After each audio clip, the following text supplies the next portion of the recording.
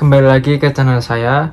Pada kesempatan kali ini saya mau membahas kesalahan yang sering dilakukan orang-orang termasuk saya ketika proses mau kerja ke Jepang. Simak video berikut ini. Kerja ke Jepang pastinya memerlukan banyak waktu, banyak duit, tenaga, dan sebagainya ya. Jadi nggak praktis ya, dan itu pasti. Mungkin ini adalah beberapa hal yang saya rangkum, akan saya jelaskan ke video ini. Karena dulu saya pernah LPK terus keluar, terus saya ketemu banyak orang, teman-teman di berbagai latar belakang, dan saya mengamati kesalahan mereka dan kesalahan saya sendiri. Jadi di sini saya itu nggak mau menyudutkan siapapun gitu, karena saya sendiri juga melakukannya gitu. Untuk menjadi pembelajaran untuk kalian yang menonton ini, agar kedepannya lebih baik lah. Yang pertama adalah menunggu job. Nah, itu menurut saya itu kesalahan. Saya itu paling nggak suka ada istilah nunggu job, nunggu panggilan gitu. Itu sebenarnya nggak ada, menurut saya itu nggak ada manfaatnya ya nunggu job gitu. Karena kita itu nggak bisa ya hanya dengan menunggu, karena menunggu yang tidak pasti itu memakan waktu. Apalagi kita nggak mau belajar ya, menunggu doang, nggak belajar ya, nggak belajar di rumah ya maksud saya. Karena biasanya di LPK itu karena setelah selesai belajar itu udah nggak datang ke LPK gitu, menunggu kabar ya dari Sajo, menunggu kabar dari LPK, terus kita kerja ya, fokusnya kan terbagi kan. Nah maka itu saya kenapa bilang saya itu nggak suka dengan kata-kata nunggu job, nunggu panggilan itu, karena itu ya. Yang pasti waktu itu memakan banget.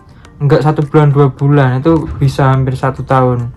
Itu menurut saya kesalahan ya. Kesalahan yang pertama waktu proses Jepang itu menunggu job tanpa belajar ya. Minimal sekali itu ambillah CFT atau JLPT N4 SSW.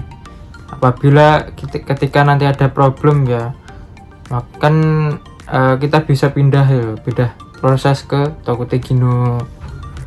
Itu yang saya amati dari teman-teman saya dan saya sendiri adalah hal tersebut. Oke ya, yang pertama nunggu job tanpa mau belajar. Nunggu job tanpa mau belajar itu keliru, hal yang keliru. Itu kesalahan, salah satu kesalahan sih. Yang kedua adalah menganggap bahwa wah, bahasa Jepang itu nggak penting gitu. Nanti di sana banyak orang Indo, nanti di Jepangnya banyak orang Indo. Itu juga adalah kesalahan ya, kesalahan berpikir. Kenapa saya bilang gitu? Karena nggak semua tempat kerja itu ada orang Indonya ya. Jadi itu menurut saya ya, pemikirannya masih belum itu ya, belum mengetahui ya kenyataannya yang sebenarnya di Jepang itu seperti itu. Contohnya saya kan kerja kan orang Indonesia sendiri di perusahaan sendirian ya, jadi nggak ada orang Indonesia lain selain saya gitu. Jadi ya kalau kebenaran sih kalian dapatnya ada senpai ya, senior teman orang Indo lah, yang masuk ke perusahaan lebih dahulu. Kalian bisa tanya-tanya, Mas ini gimana tuh caranya gini. Nah tapi kalau kalian sama kayak posisinya sendirian, Indo sendiri ya, angkatan pertama, itu susah ya. Posisi bahasa Jepangnya masih belum terlalu, apalagi baru datang kan, belum adaptasi. Nah terus kalian nanti mikir, nah kenapa dulu nggak belajar ya, karena apa? Kalian tuh merasa sombong gitu, udah wah bahasa Jepangku udah segini aja lah gitu.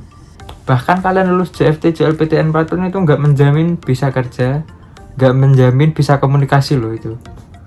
Dan itu pasti karena banyak di sini orang seperti itu, orang Indo. Jadi kesalahan yang pertama adalah nunggu job tadi, nunggu job tanpa belajar. Yang kedua, anggap bahasa Jepang itu nggak penting gitu, karena banyak orang Indo.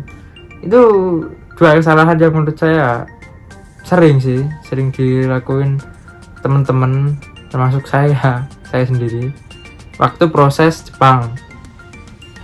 Itu menurut saya itu hal yang buruk sih. Kalau aja waktu bisa diulang kan ya, itu pengen banyak belajar itu bahasa Jepang, minimal N3 lah kalau mau ke Jepang ya, biar enggak lama gitu adaptasi bahasanya gitu.